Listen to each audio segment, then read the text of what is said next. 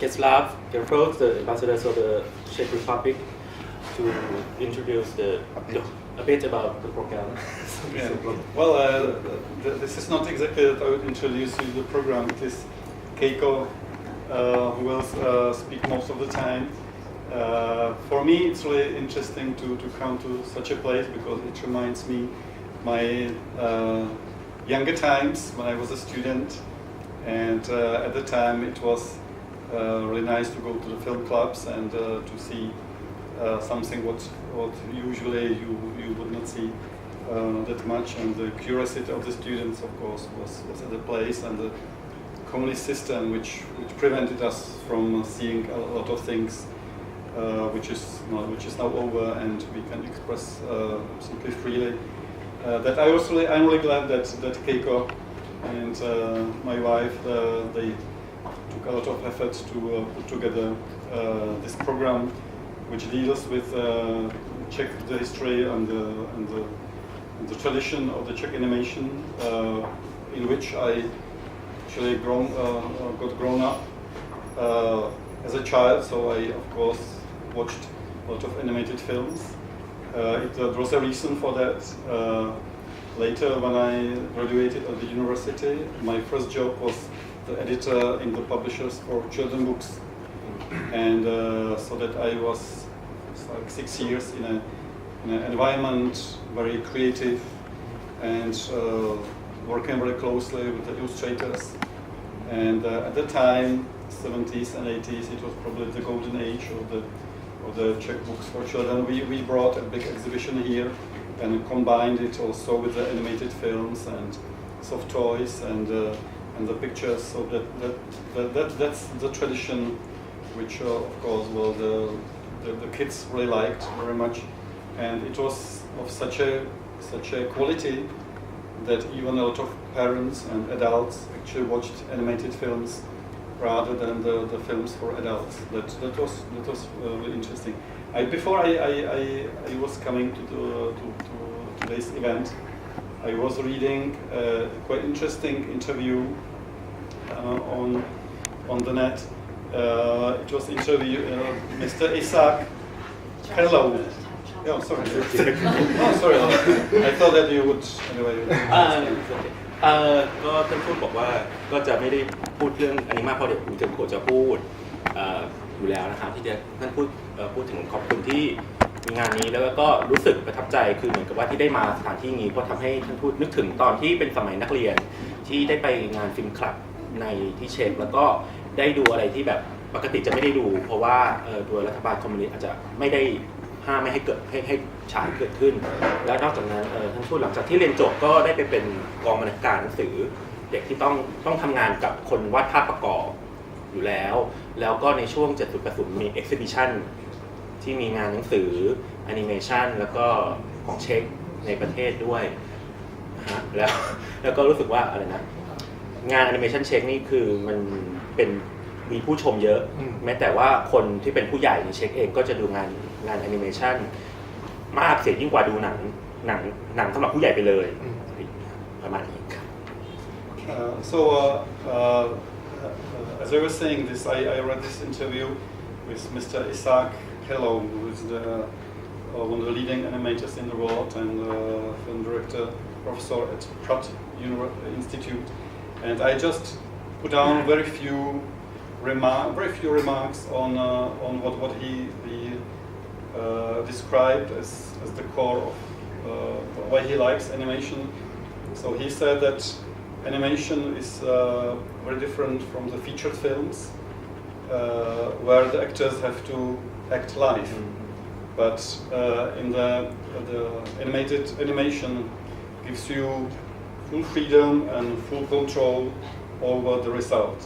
which I believe for Keiko is important to keep the full control over today's afternoon. ก็คือก่อนมาท่านผู้ได้อ่านบทสัมภาษณ์ของคุณไอแซคที่เป็นทั้งผู้กำกับแล้วก็เป็นแอนิเมเตอร์ชั้นนำของโลกที่สถาบันแพทย์ซึ่งเขาก็บอกว่าสิ่งที่เขาชอบในแอนิเมชันมันเป็นสิ่งที่แตกต่างจากหนังไลฟ์แอคชั่นหนังคนแสดงตรงที่บอกว่าในขณะที่หนังคนแสดงนั้นจะต้องเอานักแสดงมาแอคหรือว่ามาแสดงและแต่ว่าในแอนิเมชันเนี่ยคนทำ สามารถควบคุมการควบคุมอะไรอ่ะเหมือนกับควบคุมทุกอย่างที่จะปรากฏออกมาบนจอให้เห็นซึ่งก็จะโยนไปถึงคุณเคโกะว่าวันนี้คุณเคโกะตอนบ่ายก็คงจะมีการควบคุมทุกอย่างให้เกิดขึ้นให้ดีงามครับ And this American professor Keiko also said that it is easy to create the fictitious environment which is full of fantasy, and that the creator,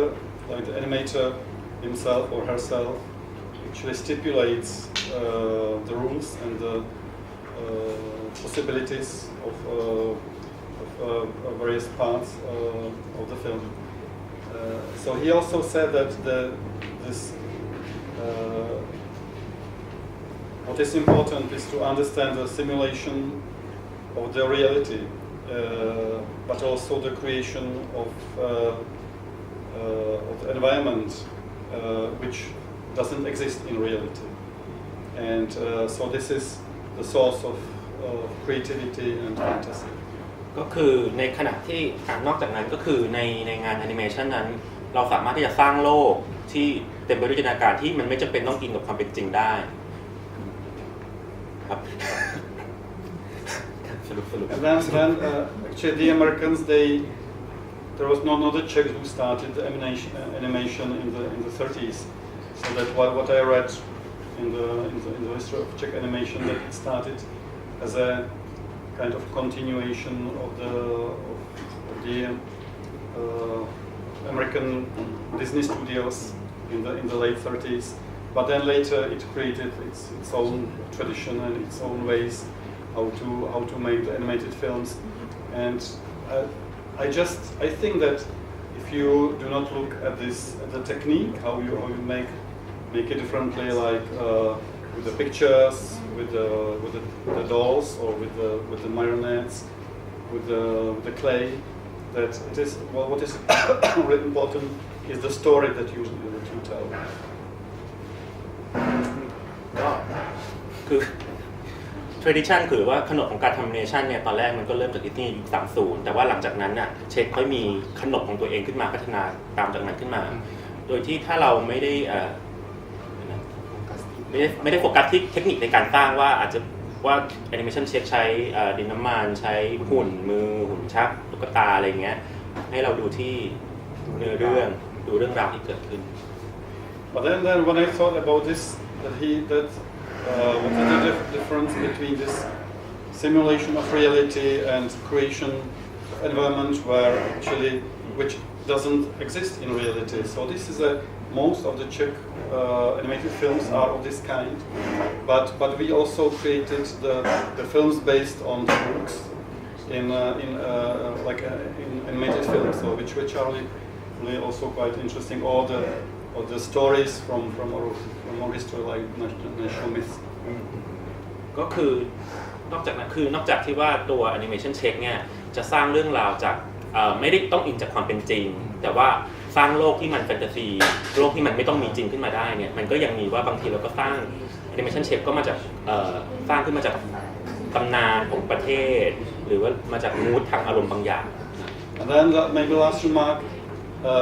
the generations of Czech kids used to go like not all of them but majority of them at 7 o'clock in the night. They had their program, 10 minutes animated film. It was just programmed for them, and they were of such a quality that majority of the adults actually were watching this. It was like the go-to-bed story, and it was purely animated films, just each day, each night, just for the kids. So that maybe this 50 years of this tradition actually brought really very good results. At 7 in the evening. คือ go-to-bed story. ในมันจะมีเด็กเช็ครุ่นหนึ่งนะฮะซึ่งอาจจะไม่ใช่เด็กเช็คทุกคนแต่เป็นเด็กเช็คจำนวนส่วนใหญ่เนี่ยจะมีงานมันจะมีฉายคล้ายๆกับงานฉายแอนิเมชันเช็คทุกวันตอน1 ทุ่มประมาณว่า go to bed story คือเรื่องก่อนนอนก็จะฉายแบบเป็นแบบ10 นาทีประมาณนี้ทุกวันทุกคืนเด็กเช็คจำนวนมากก็จะดูแล้วก็เหมือนกับว่าไอ้เด็กเช็คที่เติบโตมากับการดูแอนิเมชันอันนี้ก็จะทำให้เกิด tradition หรือว่าเกิดคือเหมือนอะไรเกิดคนรุ่นหนึ่ง คนรุ่นหนึ่งที่คุ้นเคยแล้วก็เกิดขนบของแอนิเมชันเช็คที่สืบเนื่องต่อมา So we brought it actually for our exhibition in BFCC. One of them it was like the stories about two rabbits living in the hat, and we even put the Thai subtitles to that because this is the problem of our animated films that you get to dub it because the small kids cannot read or cannot read fast enough or another language, so that you have to be dubbed, which is the limitation of that. But if Keiko would see its importance, I think she has it. This usually there are like 5-6 minutes stories, really nicely done. Very funny, usually very funny. เคยมีการฉายเรื่องกระต่ายในหัว ก็จะมีคือก่อนหน้านี้ก็เคยมีการฉายการ์ตูนสั้นในเมืองไทยเป็นเรื่องเกี่ยวกับกระต่าย2ตัวที่อาศัยอยู่ในหัวแล้วก็ตอนนั้นมีการแบบดับเป็นเสียงไทยด้วยซึ่งก็เดี๋ยวเคโกะจะฉายให้ดูในวันนี้ครับ So let me thank you, extend to my thanks that you joined us this afternoon, that you sacrificed your Saturday afternoon and other events that might have been more interesting. And I really thank you indeed, Keiko, for her terrific job. And now the floor at this third floor is all yours. ก็ขอขอบคุณท่านผู้ชมทุกท่านนะคะที่สละเวลามาวันนี้นะคะขอบคุณคุณเคโกะสำหรับงานที่เกิดขึ้นได้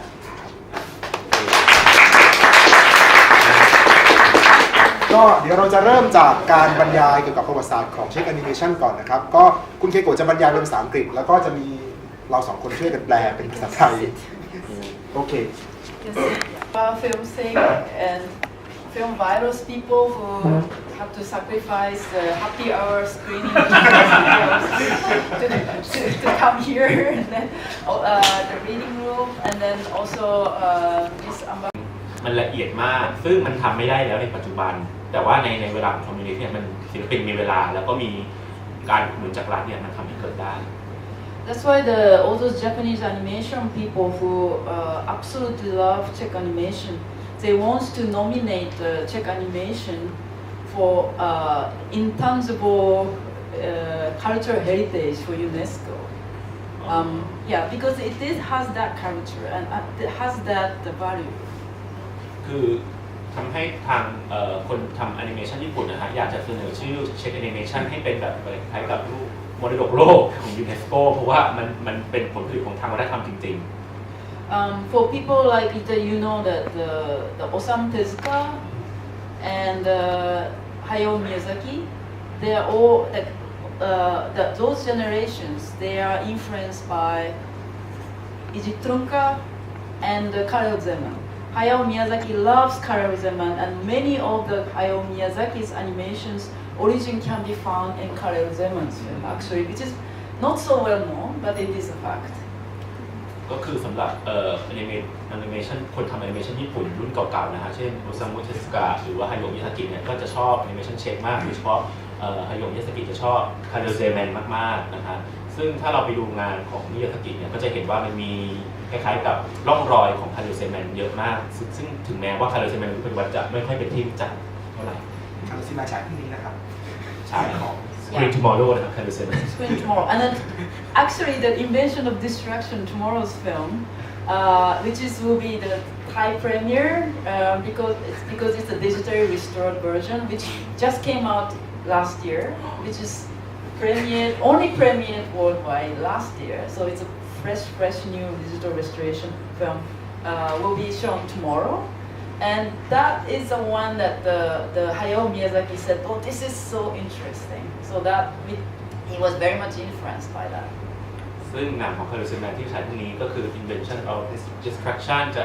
เป็นงานคล้ายๆกับไทยแลนด์พรีเมียร์คือฉายครั้งแรกที่เมืองไทยความจริงมันเป็นพรีเมียร์แต่ค่อนข้างสำคัญเพราะว่ามันเพิ่งเรสตอร์เสร็จเมื่อปีที่แล้วแล้วเพิ่งจะฉายแบบค่อนข้าง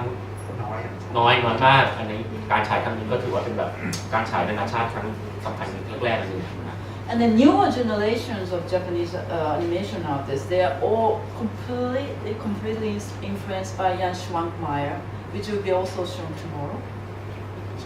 Korean Schwankmeier.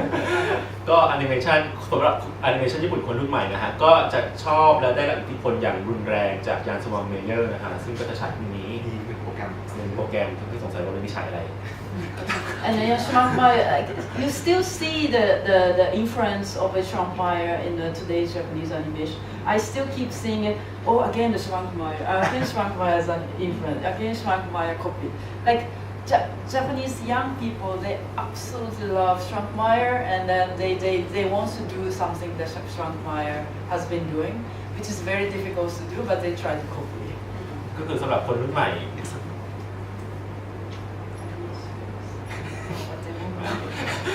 อนิเมชันญี่ปุ่นคนรุ่นใหม่ก็จะชอบชาญสวาเมเยอร์มากนะครับคุณเคโกะจะบอกว่าเวลาดูงานแอนิเมชันญี่ปุ่นรุ่นใหม่ก็จะแบบว่าเห็นร่องรอยของสวาเมเยอร์ตรงนู้นตรงนี้อันนั้นเอามามีก๊อปมาหรือเปล่าอะไรอย่างนี้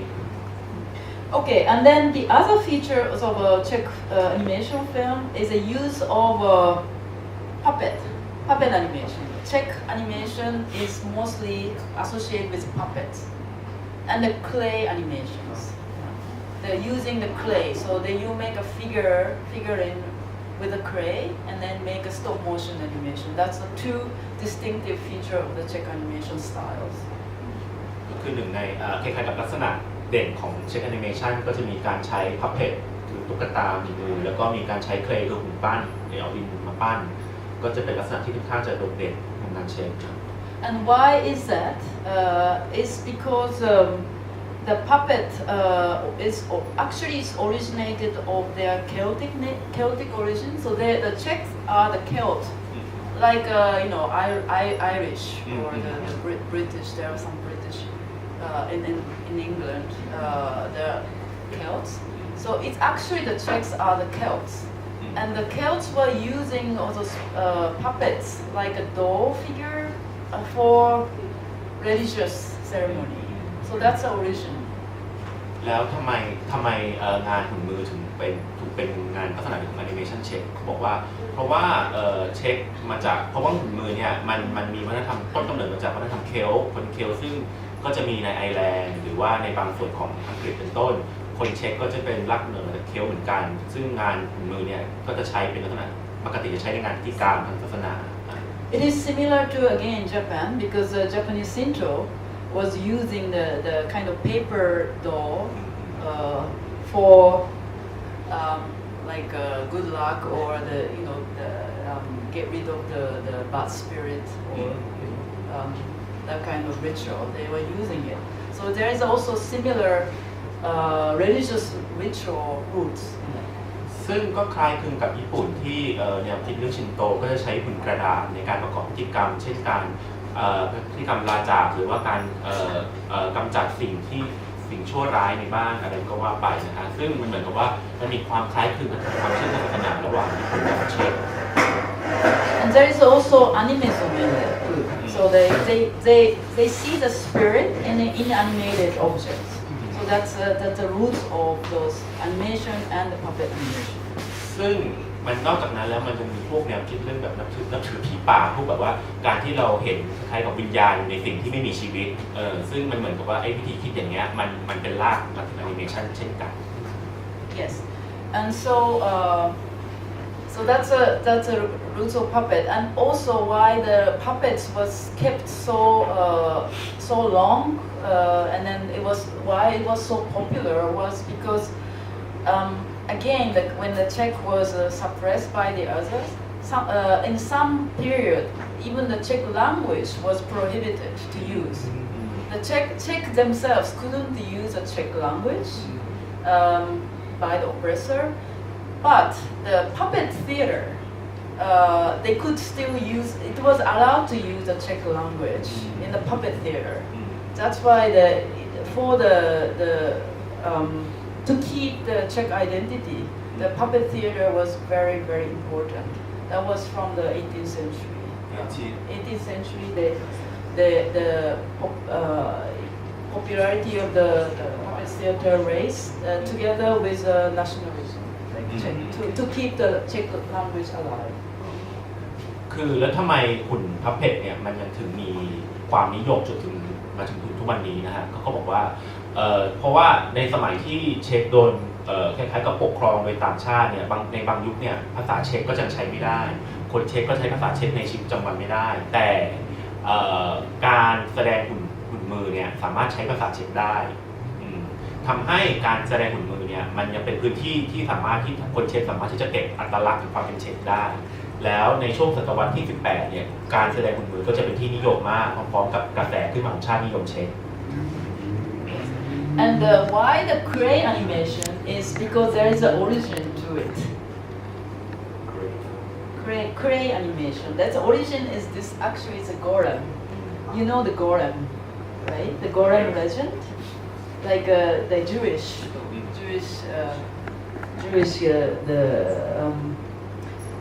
it's called anthropomorphic being. Animate. It's according to Wiki. Golem is an animated anthropomorphic being. So this is actually the very origin of animation and also very origin of clay animation actually. ครับสำหรับแอนิเมชันที่ทำจากดินเหนียวดินปั้นอะไรเงี้ยต้นกำเนิดมันก็มาจากโกเลมซึ่งก็อย่างที่เข้าใจกันนะครับว่ามันเป็นทางความคิดของยูที่ชีวิตทางความเชื่อของยูที่โกเลมเป็นanthropomorphic being ซึ่งก็หมายถึงทำให้เป็นมนุษย์ทำให้เป็นมนุษย์ใช่ And there are lots of stories about Gorem, but the most famous one was originated in Prague. You know, by the Prague Jewish community, and then especially by the rabbi called Rabbi Lerv. In the 16th century, he created the story of Gorem, and the Gorem started to make a trouble with the others, and then it can be deactivated by the word Shem. Shem. And then when it was taken out, he can be deactivated by the word. The word. You say it. SCHM. Put it there.ครับ So put it there, the word, and then put it out, and then you can activate and deactivate. ครับก็คือตำนานโกเลมเนี่ยมันดังขึ้นมาในช่วงศตวรรษที่ 16 คือในหมู่คอมมูนิตี้ในชุมชนคนยิวในปรากในเช็กนะครับก็คือแบบว่าคือระบายท่านหนึ่งอยู่ดีก็ทำให้มันดังขึ้นมาโดยการเล่าถึงตำนานโกเลมที่ออกมาอาละวาดแต่ว่าคุณสามารถที่จะ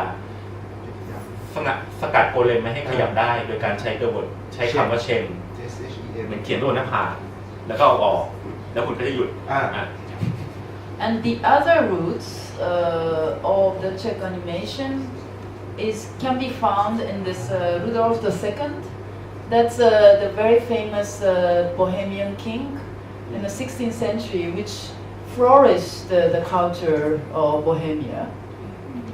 And this is the portrait which is drawn by the artist called Artim Bodo. You can see this in a lot of Jan Schwankmeyer's animation actually. แล้วก็อีกหนึ่งรากเหง้าของเช็คแอนิเมชันก็ต้องมาจากกษัตริย์รูดอล์ฟที่ 2ซึ่งศตวรรษที่ 16 นะฮะซึ่งเป็นคนที่ทำให้เกิดความรุ่งเรืองของวัฒนธรรมโบฮีเมียนในเช็กมากซึ่งอันนี้เป็นรูปที่วาดโดยศิลปินวิเซเป้อาคิมโบโดซึ่งคุณก็จะเห็นภาพแบบนี้ในงานของสวานไนเดียด้วย He invited lots of people from outside, like Jewish community and so on, and the culture flourished because it became a cosmopolitan. Prague became a cosmopolitan city, and he also invited lots of alchemists into Prague. And alchemists are like like a magician that can create gold out of nothing, out of raw material. And artists considered alchemist as one of the inspirative activity, so that especially the surreal artists, surreal, S-U-R, surreal. surreal surreal, Ah, surreal okay, artists. okay. Yeah, they love alchemy because surrealism. They think that it's more like alchemy. ซึ่งในยุคสมัยนั้นกษัตริย์ท่านก็ทรงเชิญคนต่างชาติเข้ามาเยอะแยะในปรากตอนนั้นปรากก็จะเป็นเมืองที่ cosmopolitan หรือว่ามีความเป็นโลกความเป็นนานาสูงมากนะฮะก็จะมีเชิญทั้งศิลปินหรือว่าคนยิวแล้วก็อีกอย่างนึงก็คือเชิญพวกนักเล่นแร่แปรธาตุนักเล่นแร่แปรธาตุก็จะมีในสมัยนั้นก็จะเชื่อคล้ายๆกับเป็นมายากลหรือว่าเศษทองมาจากอะไรก็ไม่รู้แล้วในกลุ่มศิลปินพวกเซอร์เรียลเนี่ยก็จะชอบงานนักเล่นแร่แปรธาตุมากเพราะว่ามันช่างเซอร์เรียลคล้ายเซอร์เรียลมาก And under the Rudolf II, Prague became also the center of curiosity. So the Wunderkammer means that the cabinet of curiosity. So they created lots of like cabinets. This is a library, but like cabinets with lots of things which you can discover. แล้วในขณะเดียวกันในสมัยกษัตริย์รุดอล์ฟที่2นะฮะก็คล้ายกับปรากมันก็กลายเป็นห้องสะสมความน่าสนใจ curiosity นะฮะเช่นก็จะมีการตั้งแบบห้องสมุดเมื่อกี้หรือว่า This is a cabinet of Wunderkammer. This is a cabinet of curiosity. อันนี้คือกรอบที่จะเอาของอะไรที่แบบแปลกๆเหมือน discovery มาใส่ไว้ในกล่องที่คุณเห็นกัน Right. So those things can be animated also. This inanimated object can be animated with alchemy. So it's a combination of this Wunderkammer curiosity, the cabinet of curiosity, and alchemy. So that is also the one of the origin of the Czech animation. ก็คือพอมันมีของพวกนี้ผสมกับการเข้ามาของนักเล่นแร่แปรธาตุเนี่ยมันเลยน่าสนใจว่าของพวกนี้คือ inanimate thing ก็คือของที่ขยับไม่ได้แต่มันสามารถที่จะถูก animate หรือว่าทำให้เคลื่อนไหวได้โดยนักเล่นแร่แปรธาตุนั่นก็เป็นเหมือนต้นกำเนิดของ อันหนึ่ง So over the 2 days, you will see lots of things, those things that are roots and the origin in the works, in the animation works. ซึ่งใน2วันนี้เราก็จะได้เห็นสิ่งละอันพันละน้อยต่างๆมากมายที่เป็นรากเหง้าของเช็คแอนิเมชันใช่ Okay, so it's enough of talk. So I'm going to show some of the history of the Czech animation by work.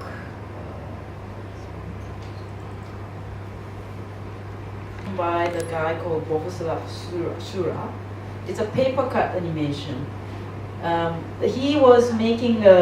he was the architect of the feature film, and during the time when he was not making a feature film, he was making his own film. But this is not remain. It doesn't remain. It's the film, and so it's the only frame, the 70-centimeter frame remains. So I cannot show it here, but in the origin of the Czech animation today can be found in the 1920s by the advertisement film. ก็ที่จะได้ดูอันนี้เป็นหนึ่งในงานแอนิเมชันเช็คเรื่องแรกๆนะครับซึ่งเอาจริงๆแล้วแอนิเมชันเช็คเรื่องแรกเนี่ยถูกสร้างโดย Professor Boris Vasula นะฮะซึ่งเขาก็ทำหนังยาวอยู่แต่ว่าพอเขาไม่ได้ทำหนังยาวเขาก็จะมาทำหนังตัวเองซึ่งหนังของเขาเองนั้นปัจจุบันนี้ไม่เหลือแล้วเหลือแค่แบบคล้ายๆกับเฟรม70 มิลลิเมตรเฟรมหนึ่งซึ่งไม่ได้เอามาฉายไม่สามารถฉายได้นะแต่ว่าไอ้งานที่ยังเหลืออยู่เนี่ยเป็นงานเช็คที่มาจากยุค1920เป็นงานที่มาจากงานโฆษณาAnd it was called supplement, this advertisement, which actually is surprisingly long. For today's advertisement standards, it can be sometimes like as long as 10 minutes. 10 minutes of advertisement over soap or washing powder and stuff.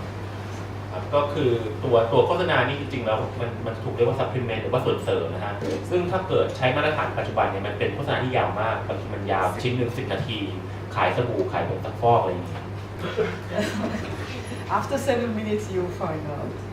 It's really luxury for today's standard. So then The first filmmaker who came to systematically specializing in animated film was his name is Karel Dodal, and he really wanted to make animation so much, and he loved the Felix the Cat so much, so he really tried to learn how the Felix the Cat was created frame by frame, and then he also created his own Felix the Cat was the movie in 1927. ก็คือจะมีงานที่คนที่เข้ามาทำในระบบคือคนแรกคือชื่อว่าคาเรลโตโตคาเรลโตโตนะฮะคือเขาเป็นอนิเมเตอร์ที่ชอบ Felix the Cat มากแล้วเขาก็เลยไปศึกษาว่าตัว Felix the Cat เนี่ยมันสร้างขึ้นมายังไงแล้วเขาก็ทำคล้ายกับแอนิเมชันอีเมลของเขาเอง In 1930, with this film called Bimbo,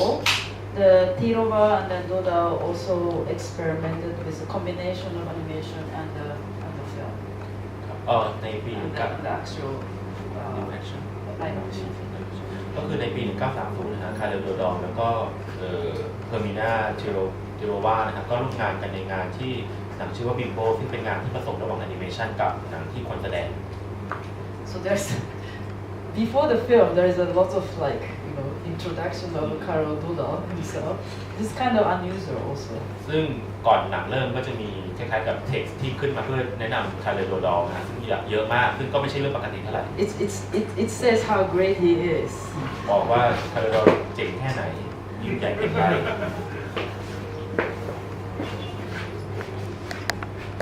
The duo was making a lot of experiments with animation, and also in 1935 they created the first commercial puppet film, which is not which we cannot show it here today. ก็คือคู่ดูโอโดดอกับทิโรวานะฮะก็ร่วมงานกันต่อเนื่องนะฮะและในปี 1935 เขาก็ได้ทำงานแอนิเมชันพับเพทเชิงพาณิชย์เรื่องแรกซึ่งจะไม่ได้ฉายวันนี้ And 1936, actually the Dodo got a new partner, like a woman. So he was involved with the two women, and then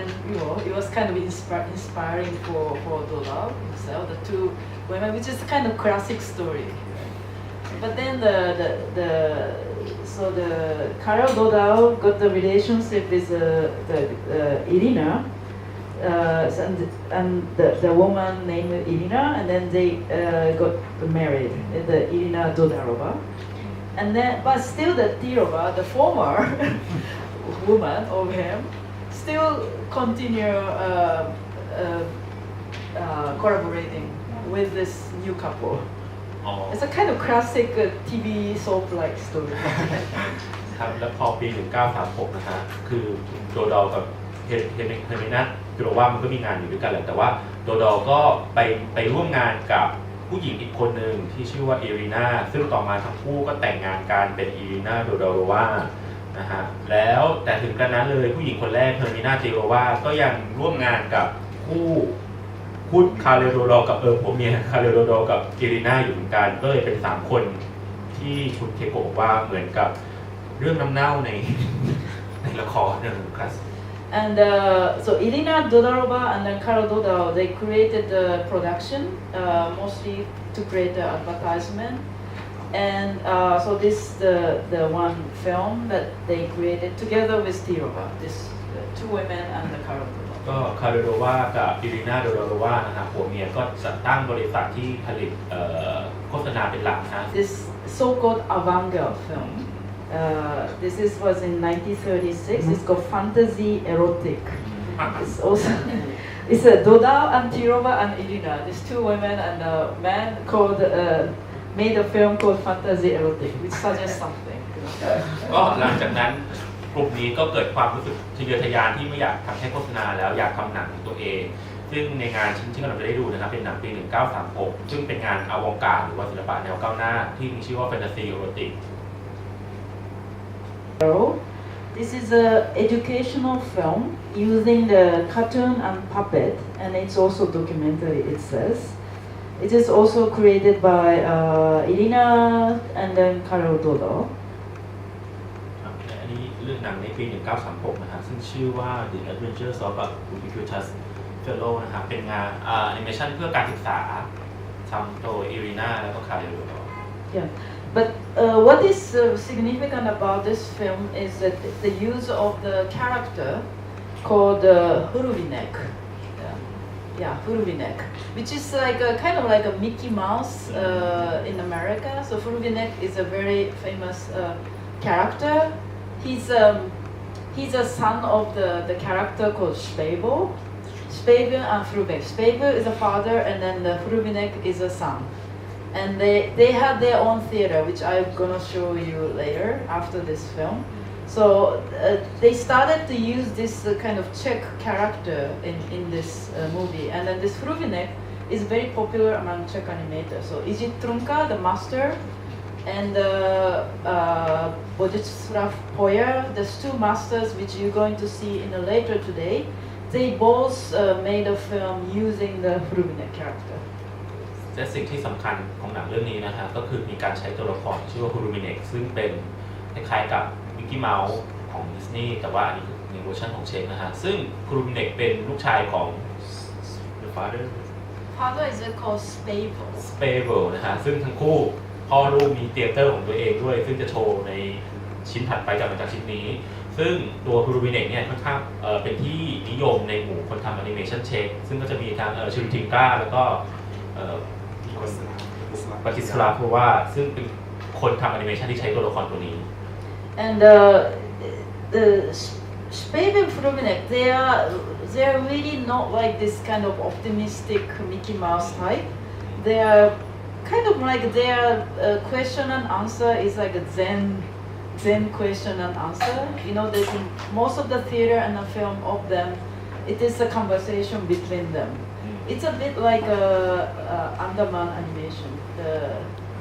the English Gromit. Adman, yeah, Gromit and Boris and Gromit. Yeah, so Boris Gromit, the origin can be found here maybe. Yeah, the Spabel and Frubeck. So it's a conversation between the father and the son. And it's more like a philosophical talk about the life and the world. But the Spabel is always kind of skeptical about the world.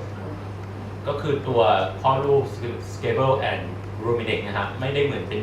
หนูโลกสวยแบบมิกกี้เมาส์ทั้งสองตัวทั้งที่เป็นแอนิเมชันและที่เป็นละครเธียเตอร์นะฮะจะเป็นคล้ายๆกับเป็นสองตัวนี้พ่อลูกคุยกันเป็นปรัชญาเซนใน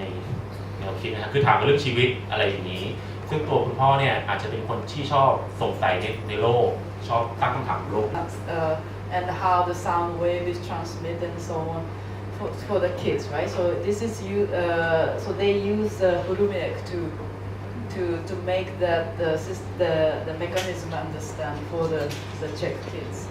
ก็คือมันเป็นแอนิเมชันเพื่อการศึกษาครับสามารถไปเปิดโชว์ได้ไงงานพิพิธภัณฑ์ศิลปะพิพิธภัณฑ์วิทยาศาสตร์เป็นต้นซึ่งตัวละครฮูรูมิเน็กเนี่ยก็เหมือนกับใช้เป็นคล้ายๆกับตัวละครเพื่อสื่อสารประเด็นนี้ให้เด็กเช็คในยุคนั้นเรียนรู้ว่าคลื่นเสียงเปลี่ยนสภาพยังไง So the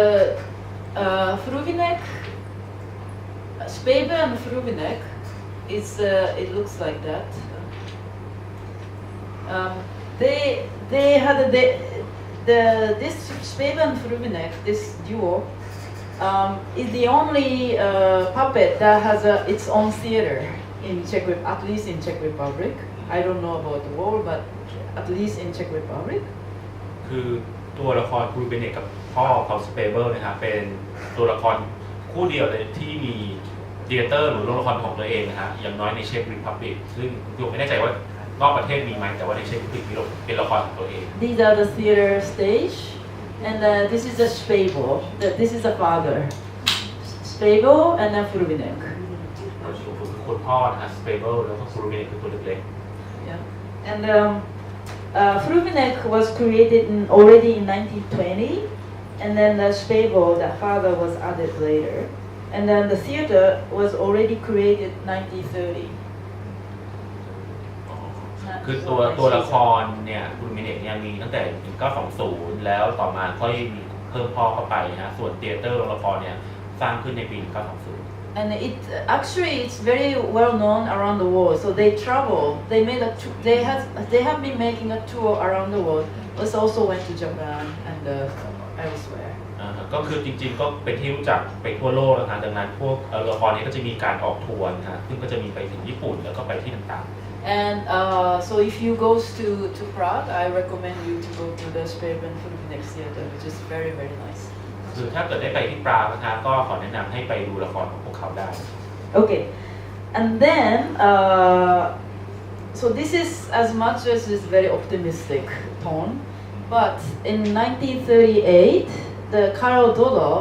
had to emigrate to United States and later Argentine because the Germany invaded. The Nazi Germany invaded Czechoslovakia. And then the studio was taken by Germans, Nazi. ก็ที่เล่าไปทั้งหมดเมื่อกี้ก็ดูเป็นช่วงสุขสว่างสกาวใจ แต่ว่าหลังจาก1938คุณคาร์โลโดก็ต้องอพยพไปอยู่อเมริกาเพราะว่าเยอรมันเข้ามายึดครองเช็กนะฮะซึ่งต่อมาก็จะมีนาซีด้วย And so I show you the time that the German used the Czech animation studio and created the animation to suit to their taste. ก็คือตัวสตูดิโอเองก็ถูกเยอรมันยึดไปนะฮะแล้วเดี๋ยวคุณเคโกะจะเปิดแอนิเมชันที่ในยุคที่เยอรมันยึดแล้วก็ใช้เช็คแอนิเมชันเพื่อที่จะตามรสนิยมของเยอรมันเอง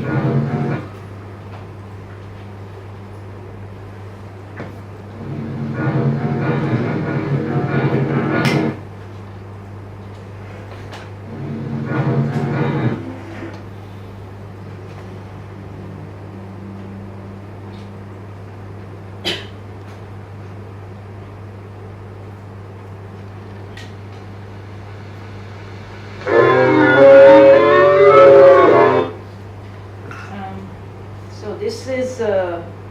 it's called The Sorcerer's Apprentice. It's a fairy tale story. It was made in 1947, and it's a modeled after Goethe, this German Goethe. Yeah, Johann Wolfgang Goethe. Yeah, inspired fairy tale. Yeah, so it's very German fairy tale. ก็คือเรื่องที่จะเปิดดูนะครับเป็นปี 1943 นะครับของเป็นชื่อว่า The Sorcerer's Apprentice เป็นแอนิเมชันที่เยอรมันทำนะครับโดยได้ไอเดียมาจากเกิร์เต้นะครับ It's very well made actually. It's technical, it's well made, and also as an animation, it's very well made. But you can see how, it is not Czech. It is very German. จริงๆตัวแอนิเมชันก็ทำดีนะแต่ว่าถ้าดูก็ถือว่ามันเป็นแอนิเมชันเยอรมันที่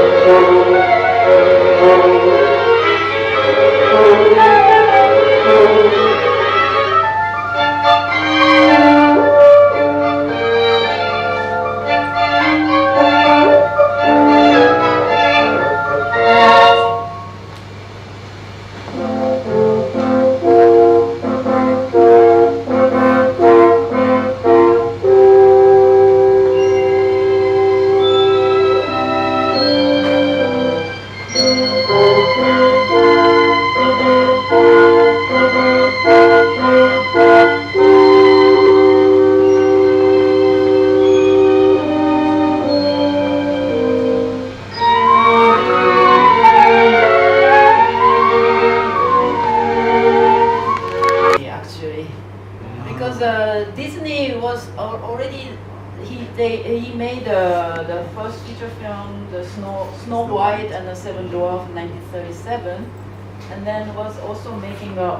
opera like Fantasia and so on. And then so the German, they saw that Disney is just a copy of European kitsch, right? Like they saw it was a European kitsch anyway. And then like the castle Neuschwanstein, like castle is there. And then the Nazi Germany saw the real origin is us, you know, like our great European culture and so on. And so they really wanted to show that the great German culture, which is, you know, was against the American Disney. So it was also the war was going on within animation as well. ก็คือทำไมต้องเป็นโอเปร่านะฮะก็คือบอกว่าคือเหตุผลหนึ่งก็เพราะว่าดิสนีย์เองก็ทำสโนไวท์ทั้ง7กับแฟนตาเซียในปลายปีทศวรรษ30นั้นเป็นโอเปร่าเป็นร้องเพลงเหมือนกันแล้วโดยตัวเยอรมันเนี่ยรัฐบาลนาซีเยอรมันเนี่ยก็รู้สึกว่าดิสนีย์เนี่ยมันก็เป็นแค่ของก๊อปปี้ยุโรปใหม่ทีนึงคือการเอาโอเปร่ามาใช้หรือว่าการใช้ภาษานอยสวรรค์ออกเสียงยากที่เป็นโลโก้นะฮะก็คือเอาภาษาในยุโรปมาแล้วนาซีเยอรมันก็รู้สึกว่าเฮ้ยเราเป็นของจริงเราเป็นวัฒนธรรมยุโรปที่สูงสุดจริงๆก็เลยรู้สึกว่าก็เลยต้องทำเป็นแบบโอเปร่าแข่งกันก็คือสงครามเนี่ยนอกจากที่เราเห็นชัดๆเนี่ยมันยังอยู่ในแอนิเมชันด้วย And so that's why this figure, that the guy, he really looks like this Disney cartoon figure, right? So it was like this kind of war going on. ซึ่งอย่างเช่นตัวละครผู้ชายเนี่ยฮะก็จะมีรูปร่างคล้ายกับตัวละครในดิสนีย์มันเป็นการแข่งกัน And the Czechs who don't want to be involved in the war of animation, they really wanted to create their own thing. ซึ่งก็จะมีคนทำแอนิเมชันเช็คที่ก็ไม่อยากจะไปยุ่งกับสงครามระหว่างนาซีเยอรมันกับแอนิเมชันดิสนีย์ฮะก็อยากจะทำงานแอนิเมชันตัวเอง And the Tirova, Helmina Tirova, she actually decided to remain in Czechoslovakia, whereas Karol Dodal, her former partner, left country. So that it was also divided. Some people decided to emigrate, some people wanted to remain in the country. That happened when the Czechoslovakia was under the Nazi occupation and also the communists. So the Czech people always had to choose if they emigrate or they remain. ซึ่งจะมีงานของเพอร์มินาติโรวานะฮะซึ่งตัดสินซึ่งเป็นคล้ายๆคู่หูของคาร์เดโรดอลคนก่อนนะซึ่งตัดสินใจที่จะเลือกจะอยู่ที่เช็กในขณะที่คาร์เดโรดอลตัดสินใจไปอยู่อเมริกานะฮะซึ่งมันก็จะมีลักษณะอย่างเงี้ยเกิดขึ้นตั้งแต่ในสมัยนาซียึดครองกับสมัยคอมมิวนิสต์ที่คนเช็กต้องเลือกระหว่างจะอยู่หรือจะไป And actually, what really saved the Tirova and the Czech animation is to do with the shoes actually. Shoes. สิ่งที่รักษาเช็คแอนิเมชันและติโรวาไว้คือรองเท้า Do you know which shoes company, multinational shoes company, which is like the most has the most branches in the world? รู้ไหมครับว่ารองเท้า Also including ใน Thailand. ไทยแลนด์ด้วยบริษัทรองเท้าอะไรที่มีสาขาเยอะที่สุดในโลกแม้แต่ในไทยเองคลาสสิกมาก Bata, yeah. Bata. Bata. It's called Bata. Maybe you call it Bata, but actually it's called Bacha. Bacha saved the Czech animation. บาจารักช่วยให้เช็คแอนิเมชันรอดชีวิตไว้ Actually, this is my theory also.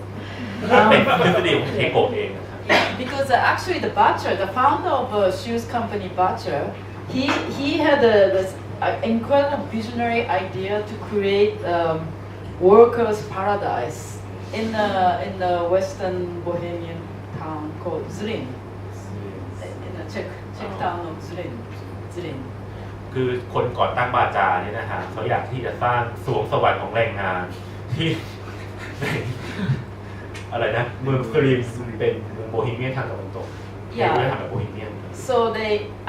he built the whole town with the factory is the main thing, the shoes factory, and then workers housing. This is like a Bauhaus housing, and then also entertainment center, culture center, entertainment center, sports center, sports stadium, and like this recreational area, and animation studio. ก็คือตัวคุณก่อตั้งเนี่ยก็ก่อตั้งสร้างเหมือนทั้งเมืองเลยหลักๆก็คือต้องสร้างโรงงานก่อนแต่ก็สร้างบ้านทำงานสร้างบ้านแบบบาวเฮาส์สร้างศูนย์ความบันเทิงสร้างศูนย์กีฬาแล้วก็แน่นอนสตูดิโอของแอนิเมชัน This is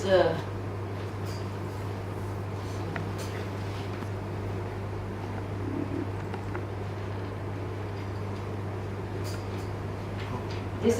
is a Zlin, the town, Bacha town. เมืองสลิมนะฮะเมืองบาจา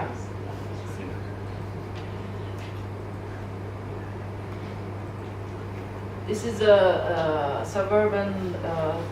the townhouses of the workers. เป็นบ้านให้คนงาน It's also kind of like a comfortable housing. It's not like this worker อ๋อก็เป็นบ้านอยู่กันสบายๆนะครับไม่ได้แบบแออัดกันเยียด like that.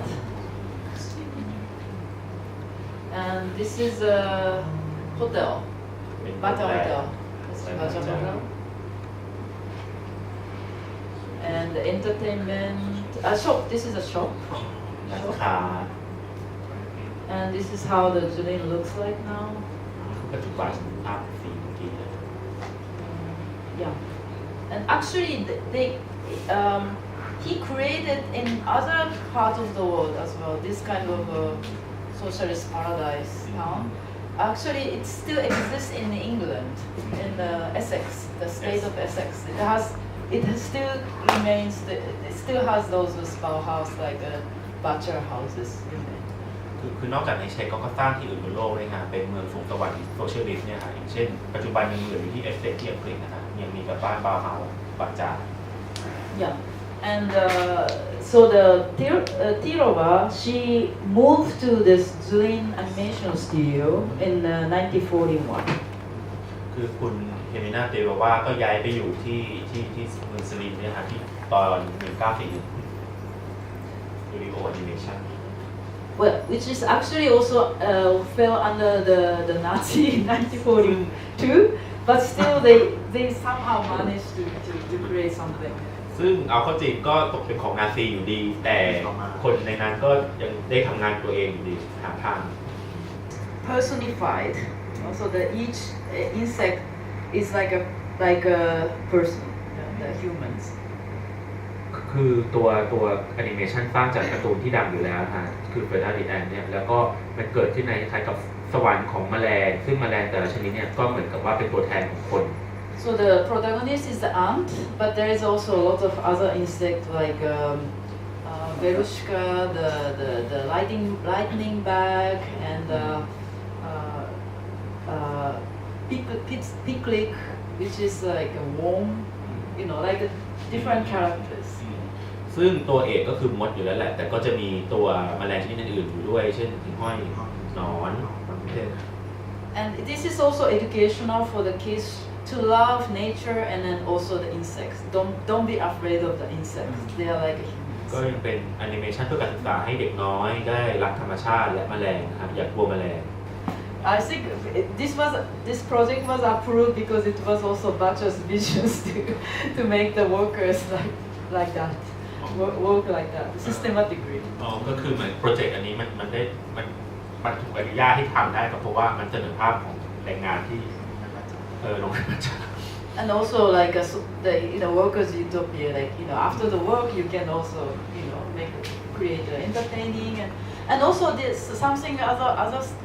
other element on this is the Czech is all musicians. They all think that the Czech means that they are musical musicians. So it's always there is some musical elements in it. ก็คือเหมือนกับว่ามันเป็นสวนสวรรค์ของแรงงานนะฮะที่แบบว่าทำงานเสร็จก็มาร้องรำทำเพลงเต้นอะไรกันได้แล้วก็อีกอย่างคือเหมือนกับว่าในเซนส์นึงคำว่าเช็คมันเหมือนกับว่าการเป็นเช็คมันคือการเป็นนักดนตรีในทางหนึ่ง And so with this you see that this is very different from Germans. So you see that how she really kind of established in this film the Czech identity as well, the Czech animation as well as Czech identity. ก็คือเหมือนกับว่าเราก็จะเห็นความแตกต่างของแอนิเมชันของเช็คเองกับที่เยอรมันทำนะครับคือในนี้ก็จะเห็นว่าเดโรวานะครับกับก็นอกจากที่จะได้คล้ายๆกับลงหลักเป็น establish เช็คแอนิเมชันเนี่ยเธอก็ยังได้สร้างสิ่งที่เรียกว่าอัตลักษณ์เช็คขึ้นไปด้วย There was this one young guy who was working under Tirova in the Dream Studio. His name is Karel Zeman. ก็จะมีคนหนุ่มคนหนึ่งนะฮะที่ทำงานเป็นคล้ายๆกับผู้ช่วยเดโรวานะฮะที่โรงงานเมืองสลิมเนี่ยฮะเขาคือคาร์โลเซน So who later become like absolute master of the special effects around the world. ซึ่งในภายหลังต่อมาก็จะกลายเป็นแบบว่ามาสเตอร์ของ Special Effect ของระดับโลก And so he was working as a young apprentice. He was working for Tirova, and in 1945 created his first film. His first film called the Christmas Dream. ซึ่งก็ทำงานเป็นผู้ช่วยเจโรวานะฮะจนกระทั่งปี 1945 ก็ได้ทำหนังตัวเองนะฮะชื่อว่า Christmas Dream, which was actually already made by Tirova before, but her film, her own Christmas Dream, was burned down because of that fire in the animation studio. So it doesn't remain. It doesn't exist anymore. So Kyle Zeman, who thought that this is really pity, he recreated using the same script. He recreated the Christmas Dream. ซึ่งจริงๆแล้วตัวหนัง Christmas Dream เนี่ยก็คือเจโรวาเคยทำไปแล้วแต่ว่ามันโรงงานถูกสตูดิโอถูกไฟไหม้แล้วตัวหนังก็สูญหายไปเลยทำให้คาร์โลเซแมนรู้สึกเสียดายมากก็เลยเอาบทเนี่ยมาทำใหม่ของตัวเอง So this is also combination of animation and the film. ก็คือเป็นการผสมระหว่างตัว animation แล้วก็ live action Live action film. คือคนแสดง Action film. And also you can see that this is also the kind of story that later connected to the Disney like Toy Story. So it's like toys start to be alive when the owner child is sleeping. ก็คือตัวเรื่องเนี่ยมันจะไปคล้ายกับ Toy Story ในภายหลังนะคือเป็นเรื่องของเล่นที่อยู่ดีก็มีชีวิตหลังจากที่ตัวเจ้าของที่เป็นเด็กไม่อยู่ This is also the very popular motif among the animation, but especially the Tirova also later recreated the use that motif repeatedly. ซึ่งจริงๆแล้วไอ้เรื่องพวกแบบสิ่งของที่มีชีวิตขึ้นมาเนี่ยก็ค่อนข้างที่จะเป็นที่นิยมในหมู่คนทำแอนิเมชันอยู่แล้วซึ่งเอาก็ในภายหลังติโรวาเองก็จะเอาเรื่องราวแบบนี้มาสร้างอีกรอบ So Tirova went on to create the animation film on her own, and she really focused on the children's animation, whereas Karel Zeman, he started to create the big feature film with lots of special effects. ตัวติโรวาทำแอนิเมชันต่อไปโดยที่เน้นไปที่แอนิเมชันของเด็กในขณะที่คาร์โลเซแมนเนี่ยไปทำหนังใหญ่ซึ่งเน้น special effect. Karel Zeman, which is a combination of many different techniques such as live action, animation, and the paper cuts and the drawing. And so Karel Zeman is famous for it, and it's already you can see that beginning of it in this film already. ก็คือตัวคาร์โลเซแมนนะครับใช้เทคนิคหลากหลายมากในการทำหนังเรื่องหนึ่งทั้งใช้คนแสดงใช้ตัวปัปเปตใช้แอนิเมชันวาดมือใช้เป็นเปอร์คัทอะไรเงี้ยจนกลายเป็นแบบจุดเด่นของงานของเขา Yeah, and 1945. This was in 1945, and 1945 actually is a very important year for Czech animation because at the end of the war ended. And then the Czechoslovakian state managed to create the first like national animation studio. คือไอแอนิเมชันเรื่องนี้นะครับทำเมื่อปี 1945 ซึ่งก็เป็นปีที่สำคัญมากเพราะเป็นปีที่สงครามโลกสิ้นสุดลงนะครับแล้วก็เป็นปีที่เชโกสโลวาเกียได้ทำสตูดิโอประจำชาติ And the later master Ijit Trunka